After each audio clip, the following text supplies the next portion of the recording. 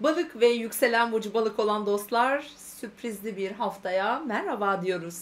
Aslan burcunda bir yeni ay yaşayacağız ve Uranüs etkileri çok güçlü devrede olacak ve sizin için bu 14-20 Ağustos haftasında sağlık, işle ilgili konular, akrabalarınız, günlük rutinleriniz, yaşamınız, hayatın içinde koşuşturduğunuz her alan gündeminizde olacak. Evet, burada yeni bir başlangıç yapıyoruz. Bu hafta Salı ve Perşembe günleri arasında oldukça yoğun enerjiler var ve bu alanda da şifalanmanızı diliyorum.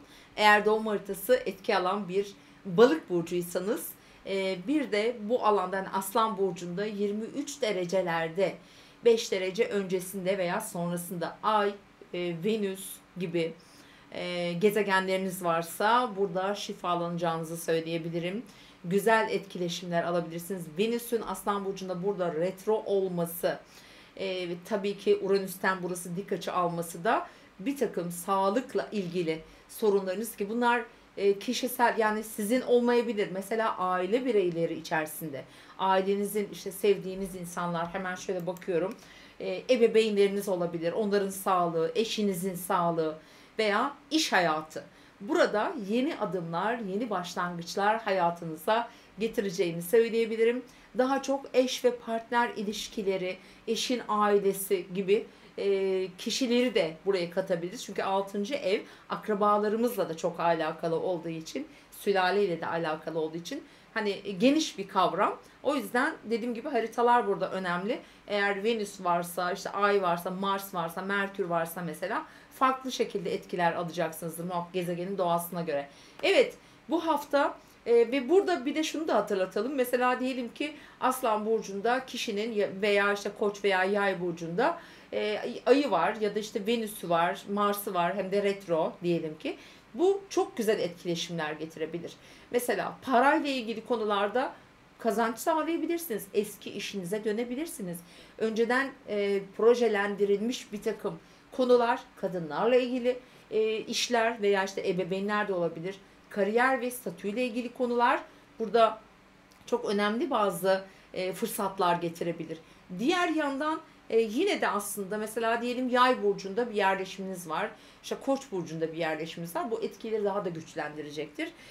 Doğum haritası esas olan, biliyorsunuz. Şimdi genel olarak böyle etkiler var. Sürprizler getirecektir. Mesela şöyle de bir durum olabilir balık burçları için. Hayatında hiç deneyimlemediği bir diyelim ki fiziksel aktiviteye başlayabilir. Bir rehabilitasyon olabilir. Bu bir spor, bir egzersiz. Kişinin kendi görüntüsüyle ilgili bir takım duyduğu kaygılar vardır. Bir ne bileyim ameliyat gibi mesela değişim için düşünebilirsiniz. Böyle durumlar olabilir ama bunu tavsiye etmiyoruz tabii ki. Şu anda hem Uranüs etkisi var hem orada bir Venüs retrosu var. Bunları planlayabilirsiniz. Hayata geçirmek için biraz daha sonbaharı kollayabilirsiniz. Mesela Ekim gibi. Eylül sonrası, Ekim, Kasım gibi biraz daha hani güçlü etkiler, daha olumlu etkiler devreye girecek. Tabii böyle şeyler varsa hayatınıza. İşe başlamak için çok güzeldir. Yeni bir işe girme niyetine girebilirsiniz. Derece olarak dediğim gibi yakın etkileşimler varsa veya işle ilgili konularda bir takım düzenlemeler, yeni ekipler oluşturmak veya çalıştığınız yerde bir takım görev ve sorumluluk değişimleri gibi durumlar da söz konusu olacaktır. Yeni ay esnasında, yani bu hafta geçerli olacak dediğim gibi Salı ve Perşembe arasında, bir de Mars'ın çok güçlü bir etkisi var. Mars da şu anda Başak'ta Merkür'le birlikte sizin ilişkiler alanınızda. Burada bir takım böyle düşünceler, fikirler, zaman zaman agresyonlar yaşatıyor olabilir. Bunlar dediğim gibi eş veya belki özel hayatınızdaki yaptığınız işte, ortak işlerde, belki eşinizle ya da onun iş hayatı. Yani çok geniş kavramlar bunlar. Haritaları bilmediğimiz için böyle özetliyorum sizlere. Burada ani yeni girişimler, atılımlar olabilir. Çünkü Mars'ın Uranüs'te bu hani 120'lik olumlu bir derecedir. Bize cesaret verir, özgüveni çok arttırır.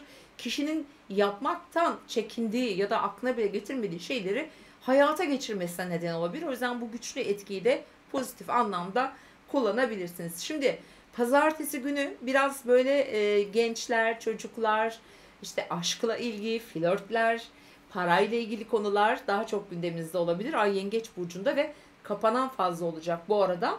Salı günden itibaren Ay Aslan Burcu'na geçiyor. Perşembe gününe kadar.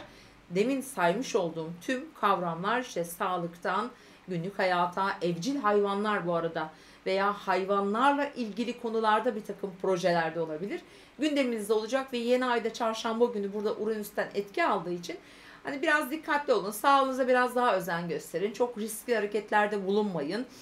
Bunları tavsiye etmem gerekiyor açıkçası.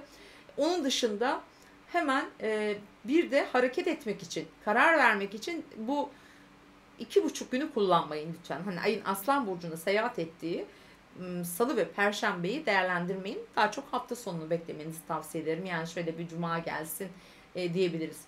Evet, Perşembe ve Cuma zaten enerjiler değişiyor. Çünkü Ay Başak Burcu'na geçecek. İlişkiler evinizde. Orada Merkür var, Mars var ve ilişkiler evinizdeki bir Merkür, Mars varsa orayı da kavuşum yapacak. Doğal olarak sizin mantıken düşünceleriniz zaten bir süredir o alanda. Belki iş olabilir bu. Daha çok hani belki ortak yürüttüğünüz işler veya dediğim gibi evlilik, ortaklık gibi konular olabilir. Burada daha kararlı olacaksınız ve mantıklı kararlar alın lütfen. Ve bu alanda eğer bir karar alınacaksa da bu hafta alın. Çünkü önümüzdeki hafta 23 Ağustos'ta Merkür bu ilişkiler alanında retro yapmaya başlıyor. Ve retro yaklaşık 3 hafta kadar sürecek. Biliyorsunuz Merkür retroları yine tabii ki doğum haritasına göre biraz bazı şeyleri geri sarar. Düşünceleri de aynı şekilde. Ve çok böyle yazılı, evraklı işler için, anlaşmalar için çok tercih edilmez. Çünkü aynı zamanda Venüs de retro olacak. O yüzden bu haftayı bu anlamda en azından planlayın, niyetine girin. Öyle söyleyelim. Evet, hafta sonuna geldiğimizde yani cumartesi pazar Ay artık Terazi burcuna geçmiş olacak. Ay Terazi burcundayken zaten ilişkilerimiz gündemde olacaktır. Birçok balık, yükselen balık, biraz yine ortaklı işler ve işlerden gelebilecek ya da partnerlerle olan ilişkilerinde finansal konuları devreye sokabilir. Ödemeler olabilir. Sizin de ödeme yapmanız gerekebilir. Böyle bir talep gelebilir. Vergi, sigorta vesaire mesela olma ihtimali var. Veya bir işe girdiniz, bir proje var, bir nasıl diyelim ticari konuda anlaşma var. Bununla ilgili bir kredi olabilir. Böyle bir şey planlanabilir mesela. Hani başvurulabilir. Bir projeyi geliştirmek için diyebilirim. Devlet destekli bir şey olabilir. Böyle gündemlerimiz olacaktır. Ve cumartesi günü güzel bir açımız daha var. Bu bizim için çok çok önemli. Şu anda Kuzey düğüm Koç burcunda ve Güneş'le aralarında üçgen açı var. Bu demek oluyor ki balıklar ve yükselen balıklar için Kuzey düğüm şu anda para evinizden geçiyor. Venüs geçmişti geçen sene. Şu anda Venüs 3. evinize. Şu an Kuzey düğüm geçiyor ve Şiron orada. Şifa getiren, rehberlik eden, bizim görmemiz gereken, gitmemiz gereken alanı, yolu, izlememiz gereken yolu gösteren bir durumdur bu. Ve burası da bize rehberlik edebilir. Lütfen hayatımızdaki bize gelen işaretleri iyi takip edelim. Bu işaretler her şekilde gelebilir. Kişiler vasıtasıyla gelebilir veya başka kanallarla gelebilir.